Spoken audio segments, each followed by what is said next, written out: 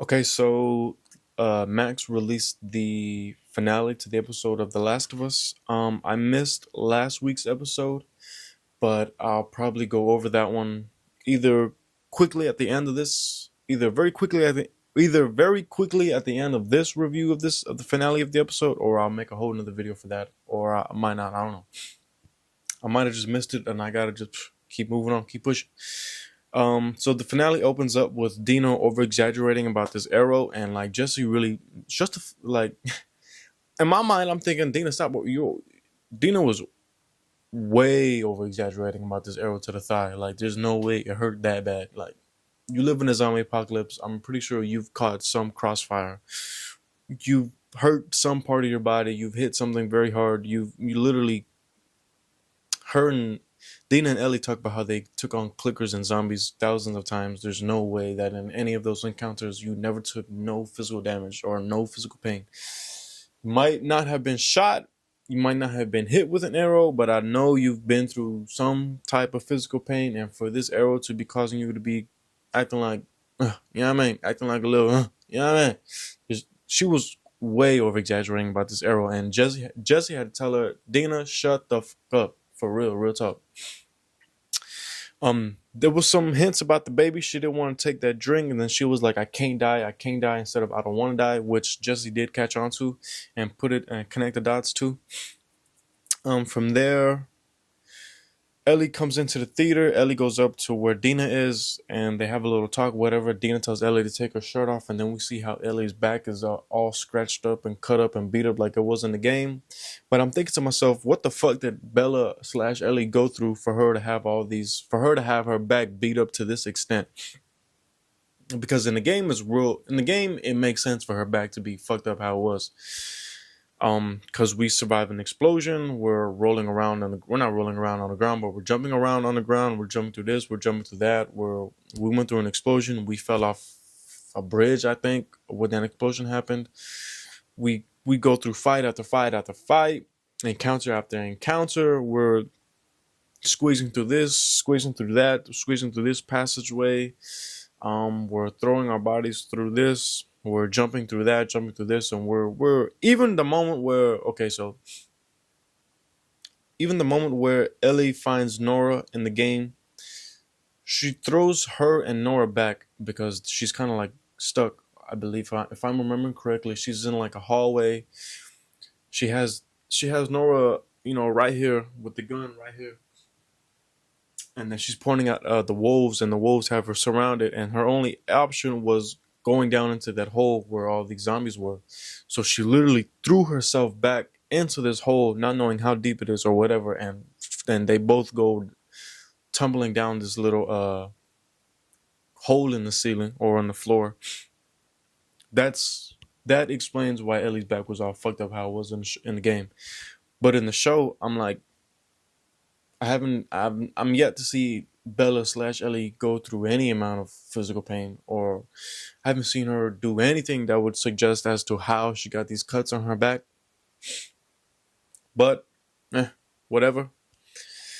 Um, from there, Ellie tells Dina about Utah, which was a big change from the game, and also Dina folds quick, like the moment in in the week before last week's episode, Dana tells Ellie it doesn't matter what Joe did, he didn't deserve to go out like that, and because of that, we're getting revenge. That's pretty much what she said when she was doing on that yapping spree, telling her about her backstory.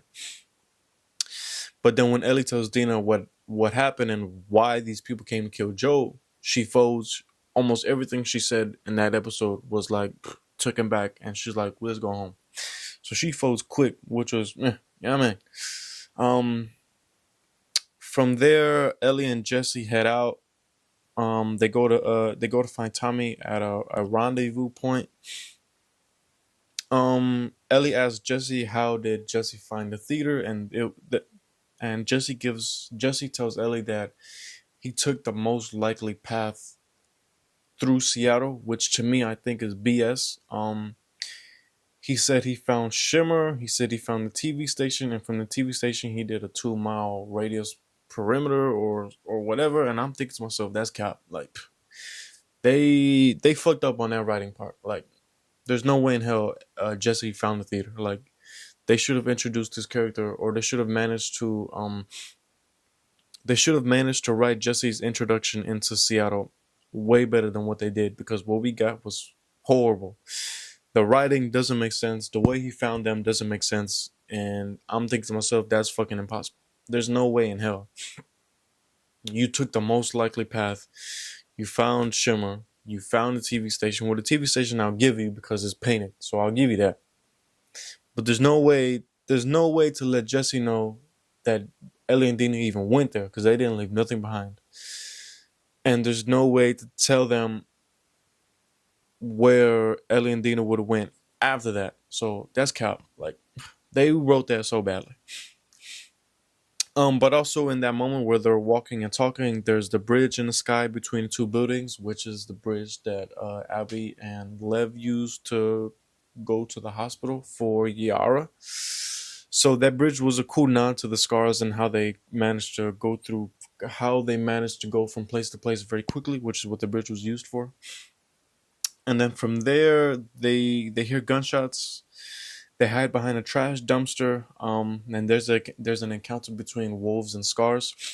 And then Ellie tries to save this scar, and I'm thinking to myself, why? Fuck him. Like, what do you want to save him for? It doesn't make sense, really. It really don't. And also to that, Ellie tries to save this scar for whatever reason. I don't know, because he was a kid, because he was young, whatever. I mean, in my opinion, the way that the wolves were just taking his clothes off of his body was like demoralizing. Like, that's disrespectful. That's going too far. But they were gonna strip this man naked and kill him, which I'm pretty sure is what they did. That's too far in my opinion. But I don't know why Ellie would have wanted to save him. And on top of that, Ellie wanted to save him, but when Ellie needed saving on that Scar Island, that little girl was, or that, I don't know if it was a little girl or a little boy, but that child was gonna let Ellie be killed. When that little child, all they had to do was not say nothing, and the Scars wouldn't have known that Ellie was on the island. But that was that. That's another cycle. From there, I wrote down that everyone is good and evil. That's what the season and the story is about. It's all about perspectives. Ellie's looked upon as a good guy, and then another moment she's looked upon as the bad guy. Jesse's looked upon as a good guy in this episode, but in other moments he's looked upon as the bad guy because he didn't want to save the Scars. And Buddy's looked at as the good guy because he wanted to save Tommy. He was putting his community first. They went into that later on in this episode. But that's what the story's about. The story's about perspective. The story's about how everyone has a good side, everyone has an evil side, and it's just on what perspective you're willing to take on it. Because when you look at everyone's perspective, not everyone is morally correct. But when you look at one person's perspective, it's hard to say they're in the wrong, right? From there we cut to a scene at Costco. The Costco scene was crazy. I'm thinking to myself, wow, Costco, like all these they had Starbucks in the show, Costco, they had a Volkswagen. I don't know, I can't name everything off the top of my head, but like it's cool how they're adding real life stores into the show. I don't know how they're doing it. I've never seen no other show do it like that, but they're doing it. That's cool. From there, we hear that Abby was gonna be the new leader, but she's gone AWOL. From there, we get to where Tommy's hideout was. Tommy. Well, we get to where Jesse's hideout was. It might have been Jesse's and Tommy's hideout, but from what Jesse says, it was his hideout. It was in a library. If I remember correctly, when Ellie reaches a library in the game, we get a bloater fight. I could be wrong, but that was when we got to the boat. That's when we have the boat stuff, and she has to ride through. I believe it was a library, if I'm not mistaken. But in that library, we get a big bloater fight with other zombies. Also with that, there was no zombies in this episode, and there was no zombies in last week's episode. When it's a game about, or not a game about zombies, but it's a world where zombies are in, and we're getting none. So. What's all that about? Um, but they reach this library. They kind of chill for a minute, wait for Tommy, wait to see if Tommy's gonna arrive or not. Ellie gets a book. Jesse starts talking about how he knows Ellie and Dina are in love and that he's okay with it. He was talking about how he was in love with this other chick who came through Jackson not too long ago, a few months ago maybe. And they get into all that, but then they overhear people talking on the radio, talking about these wolves are pinned down by a sniper. The sniper is obviously Tommy, but whenever they reach the top of this building, or whenever they reach whatever it was, they reach a high vantage point where they're able to look out over the city. Whenever they reach that part, Ellie tells herself that that might not be Tommy. She tries to like kind of make herself feel better for making the decision that she's about to make, which is abandon Tommy and Jesse to go after Abby, right? Um, but she tells herself she manages. Well, I don't know. Either she was lying to herself and she knew, or she just like she's on some revenge shit now, which is what we've been wanting to see all season long. But she gets real based right here. She's like, "Fuck the community," and the way she fuck the community, that was cool. That was like, it's like, yes, finally, this we should have been seeing this side of Ellie in almost every episode when they're in Seattle, but we're not really getting it. So that's a critique right there. Um, and then she kind of like she gets real based, and she tells Jesse like, "You think you're better than me because you look after other people than you look after yourself. But if you were in my shoes, you would be doing the exact same thing." And Jesse has nothing to tell her except, "I hope you reach Abby or whatever, or the aquarium." Um, but this whole exact conversation is from the game, so not too many complaints right there. Jesse's more of a sacrifice a few to save the many type person, and Ellie's the exact opposite. It's a show. It's a story about perspectives, like I'm saying. From there, we cut to. Well, I don't know if we cut these from there to here, but from there Ellie arrives at the docks and she's gonna get these boats right. But then some wolves pop out of nowhere, and then Isaac and his whole people on boats pop out of nowhere in the ocean. They pick up these people from the docks and stuff like that. But before that, when Ellie sees these two people, when Ellie sees these two people walking down the docks, she lifts up her gun as if she's gonna shoot them, and I'm thinking to myself, "There's no way in hell you're hitting these shots. No way." Like she might have hit one, but she's not from that distance. I don't think unless she hits a headshot or an artery. I don't know if there's a difference between important arteries and non-important arteries. I think all arteries are important, as we see later on with Mel. But she lifts up her gun like she's gonna shoot these people, and I'm thinking to myself, "There's no way in fuck you're hitting these shots at all." But she might have, because in that close range, area in the train, she was hitting shot after shot after shot. So I don't know. She might have good aim. I don't know. We don't see this. We don't see too much shooting. And that's a major. We don't see enough action. We don't see enough violence. We don't see enough murder. That we should be seeing. But that's, I guess, in this realistic tone, we can't have as much murder as we did in the game because it wouldn't really make sense. In the game, you can get shot multiple times and still live. In the show, you can be shot multiple times. The bitch is gonna die and all that. So, I guess whatever. But that was that. Then Isaac and his people ride on the boats. So then Ellie goes down. She gets the boat. She drives off. She starts heading towards the aquarium. As she's heading to the aquarium, there's this big ass wave that tips her over. And then I'm still thinking to myself, how?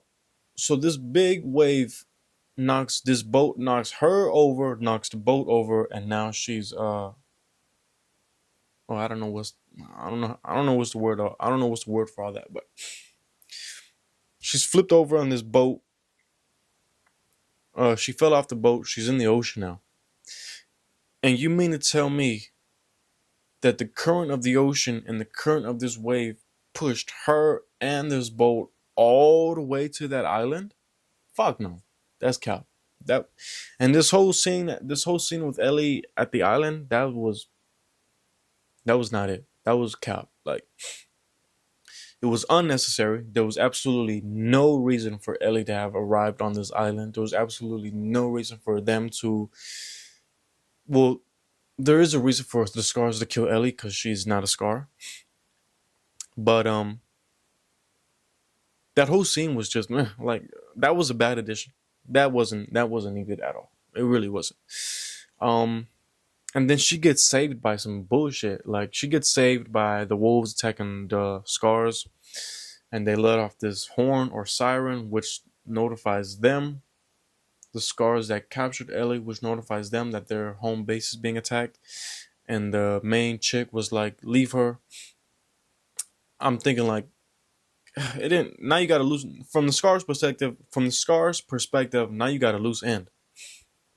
Or maybe the Scars knew that this Ellie wasn't with the wolves.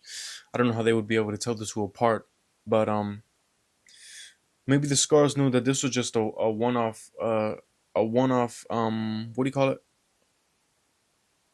Maybe the Scars knew since somehow she performed that Ellie wasn't with the wolves. So that's why they were like, just leave her. She's not gonna she's not of any threat.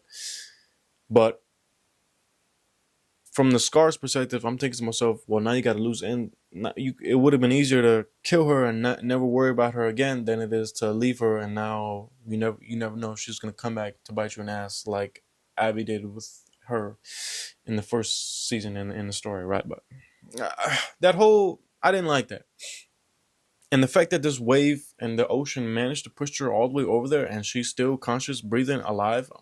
Get out of here. That's cap. But anyways, the Scars let her go. She rides all the way back to the aquarium. She climbs it. She enters the building through the rooftop. That was kind of cool. Where am I? Okay, so she enters the aquarium. She has the flashlight on. She dries off her bullets. I don't know what that was about. I don't know if that's a real life thing. I don't know if wet bullets alter. I don't know if wet bullets alter uh shooting the gun or not. I don't know if a wet gun alters shooting a gun or not. I'm not sure. I don't know how that works, but I'm when I saw it, I'm like, why are you drawing off these bullets? I'm thinking to myself, the gun's fine. It's still gonna shoot. So that's kind of wasting time. But she dries off the bullets and then she's walking through the building. She takes off all her wet clothes or all her outer clothes or whatever. And now, or maybe she didn't want to wear it or whatever. I don't know what the reasoning was for taking that off. Maybe she's indoors. She doesn't need a jacket no more. That's what she normally does, right? But she starts moving through this aquarium. She sees bloody rags. The bloody rags are from, if they follow the story from the game down, the bloody rags I believe are from Yara from when they amputated her arm. There's also no dog. In the game, we are attacked by a dog, and Ellie kills the dog. But right here, there was no dog. Maybe because that dog probably would have killed Bella in this version of the story. I don't. What can Ellie take down a dog? Does Ellie have the tactical skills to take down a dog that's attacking her? I honestly have no idea. No joke. I'm not even trying to be funny. I have no idea if this version of Ellie will be able to kill a dog that's attacking her and that's bitter. Um, from there, Ellie sneaks up on Mel and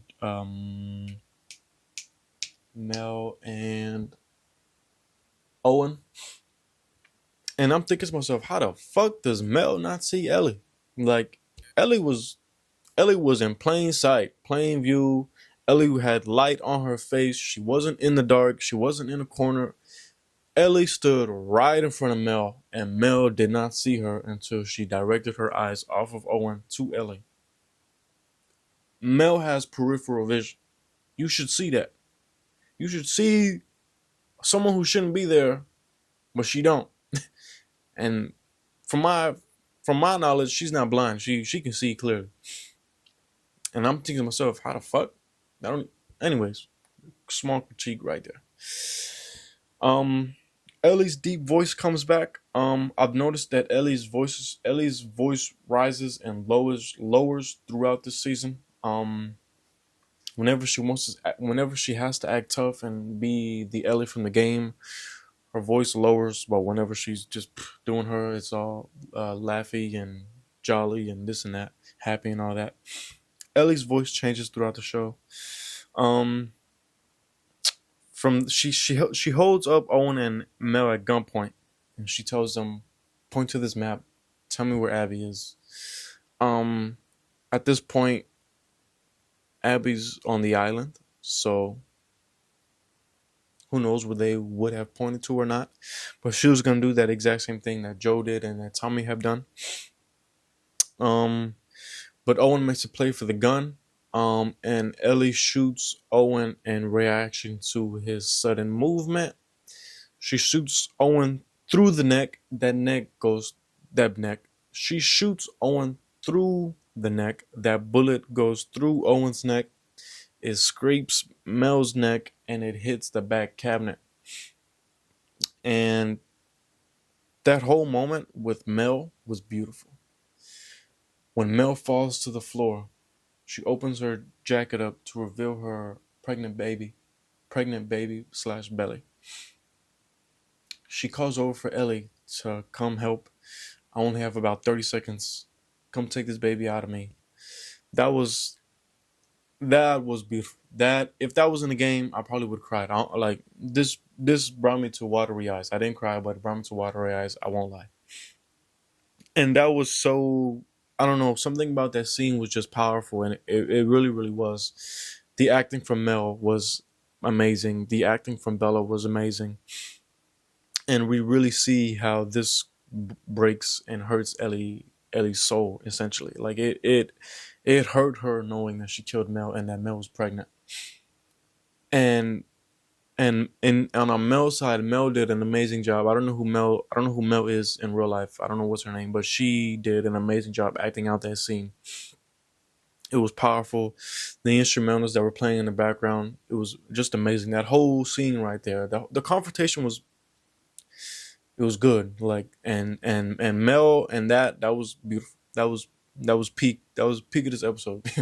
That was like I can't get my point across enough, but that moment was good. Like Mel pulled that shit off perfectly. Bella pulled it off perfectly. And yes, if that was in the game, that would have been a very, very, very good addition to the game. And it's a very good addition to the show. It's a very good edit and change up, and it was beautiful. It really was. From there, Tommy and Jesse reach Ellie. From there, they go back to the theater. Some time passes or whatever, and now they're planning a route back to Jackson. And Ellie's gonna be forced to make peace with the fact that Abby lived, but what Ellie's not aware of is that Ellie took someone who Abby really, really cared about. But then from there, it plays out like a place from the game. We hear some commotion coming from the corridor in the theater, or the main entrance to the theater, which is obviously Abby and Tommy. Whenever Ellie and Jesse are running to that door, I'm thinking to myself that Ellie's gonna run past Jesse. She was kind of running fast as fuck. I can't lie. Or it was either that or Jesse was just running slow. But I'm from looking at it, I'm like, wow, Ellie's running fast as hell. She's gonna pass Jesse up on his door, and she's gonna be shot. And I'm thinking to myself, she's gonna be the first one to open his door. But that's not how it goes down. Jesse reaches the door first, gets shot in the face, killed instantly. Ellie hits the floor. She throws her gun, and I don't like Bella Ramsey's facial expressions in this scene. She looks scared. She looks very, very terrified, very scared, like she doesn't know what she's gonna do. Ellie's facial expressions in the game are almost the same, but she still has like, I don't know, I can't explain. And Bella Ramsey's facial expressions throughout this whole season It was hard to watch. But I don't like her facial expressions in this confrontation with Abby. And then we hear a gunshot. I'm thinking to myself, I don't remember if there was a gunshot in the game or if it just cut straight to black. I don't remember. But we're left to assume that Abby shot Ellie because she's pointing a gun right at her head. Either Tommy kicks either Tommy kicks Abby's leg and she shoots just from reaction, and that shot completely misses Ellie. Either Dina came out of nowhere and shot Abby, or Lev, if Lev is even there, or well, that's it. Those are the only two. Either Dina shot that shot, or Tommy attacks Abby, which makes her shoot. One of the two. I don't know. I guess we'll see. Time will tell. And then from there we black out, and then we get to see Abby Day One Seattle, and we see Abby Day One Seattle in the stadium, which was cool. And then also in that confrontation that I just went over right now, Abby's neck has the marks from the rope when she was almost hanged. So that was that. That was the episode. And I'm thinking to myself that maybe the game's format for the story might be better for the show, because I wasn't left with this feeling of what the fuck, why am I playing as Abby? It might be because I already know the story, so I'm not really in a rush to see what happens next. But in the game, we do all these hours of playing the game as Ellie, and then as we reach the climax, it completely drops down to 0, and then we play as Abby for 10 hours, and then we finally reach the point where we were at with Ellie, and then it rides out to the end of the game. But maybe that format fits better for a show than it did in the game. Time will tell. But that was the season finale. It was a good episode. I liked it. My few critiques that I have for this episode I already went over. Only thing now is I hope that season 3 doesn't take 2 years to release. I hope it comes out relatively quicker. And I want to do a whole season review overall in another video. So I don't want to say too much, but it was a good episode. It was the season had its highs, season had its lows. That I will be going over, but that was that. That was the season finale. That was the entire season. I hope we get an announcement on season 3 relatively soon, and I hope that doesn't take forever for them to release season 3. So time will tell.